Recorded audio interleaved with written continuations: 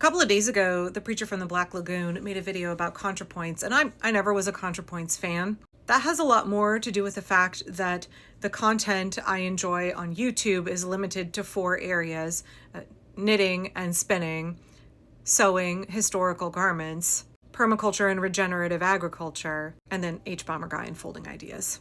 I don't have time to watch much more than that, so I never got into Contra Points at all, although my kids did.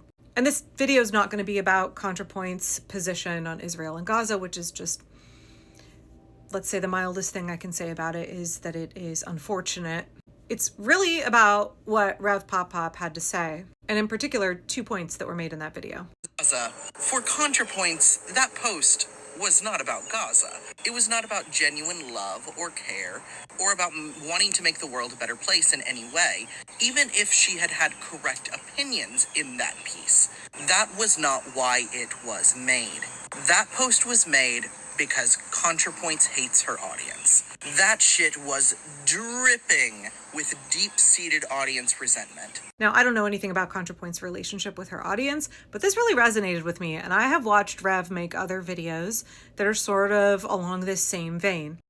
That as a creator, you can get to a place where your parasocial relationship with your audience can feel really toxic, and you can build resentment toward the folks who are watching your videos and commenting on your content, especially if they're willfully misunderstanding what you have to say, but also just because of the dynamic of communicating with people on social media, right? Comment, video, comment, that kind of back and forth. While it is a legitimate kind of community, and I don't want to in any way minimize how important it is to have online relationships with folks, the pandemic should have taught everybody that online friendships are real friendships. But especially because you don't have to invest in that person, you don't have to know them as another human being, you are engaging in a really limited way where you have this separation that can allow you to dehumanize somebody else or can just exempt you from having to invest in that other person in a relationship with them. And also because it's public, right? There is this performative nature. I don't mean that people are saying things that they don't believe in. I mean, it is a performance. You are engaging in the comments. You are commenting or making video replies in public. It is something that other people are consuming, either for community or for entertainment, or maybe they're just hate watching what you make. I got to a really dark place interacting with other people on the left right before the election, especially the Never Kamala leftists, who I could just see their puritanical view was just sabotaging any progress and was helping push us further toward a fascist state. It just felt like so much of the engagement was not good faith. So much of the engagement was about one-upping other people and not about trying to have connection. And I absolutely can be guilty of trying to one-up other people. I came from a household that was very much we debate each other. It's all hierarchical. We're always trying to win. We're always trying to be the most intellectual. We're trying to have the most compelling argument. Maybe I'll talk about this next, but this is part of the reason that I hate Jubilee and debate bro culture so much. Because it's toxic and performative, it erodes community, it erodes connection, it destroys progress. But it's a very white male framework that's all about domination and not connection. So sometimes I can fall back into those patterns, and I definitely can fall into those patterns of behavior because they're so entrenched from my childhood. And then I find myself not liking who I am, and then I feel some level of resentment toward that portion of my audience that I felt is really good at baiting me and drawing out the worst in me. Not that they are responsible for my behavior. I am responsible for my own behavior. It got to a point where I no longer wanted to call myself a leftist and be associated with other people on the left because this small, vocal, extremely vocal minority I felt was poisoning the term leftist for all of us. And Rev Pop Pop, also on the left, made a number of videos a couple of months ago that was like, y'all on the left are a bunch of miserable fucks. You don't really want progress. You don't really care about community. You just care about moral grandstanding. And at the time I was watching those videos and I was like, yes, this resonates very strongly. So many of us on the left are just a bunch of miserable fucks.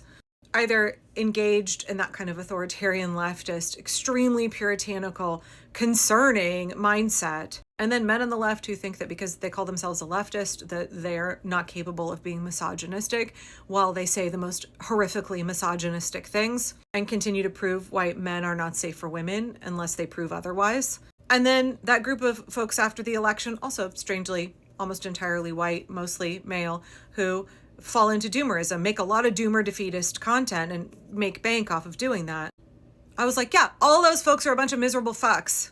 And I know I definitely don't do it perfectly, but I try to create barriers with those folks because I find myself becoming embittered. I don't like the person that I am. I feel that it's a waste of my energy. It's a distraction to let myself get sucked into that kind of drama. And I am somebody who generally believes in the goodness of people. I've kind of always had that position of, gosh, people are terrible. I kind of hate people, but also I love everybody and I want everybody to have a good quality of life. And I care so much about humanity and I want everyone to be able to have basic human rights. I want everybody to be able to live without struggling. I want earth care, people care, and fair share for all people. I want us to have good relationships with each other and with the planet. But there are an awful lot of miserable fucks out there. There's an awful lot of toxic people. There's an awful lot of people hurting other people. And I don't want to let myself get to a place where I become a doomer, where I become cynical, where I become embittered. And so I know I've made a number of videos where I'm like, I need to not engage with those folks. And I found myself over the last day with all of this stuff with AOC getting sucked into that same old where I am kind of hating my audience. And I don't mean the majority of you. I mean just a couple of really vocal folks in my comments.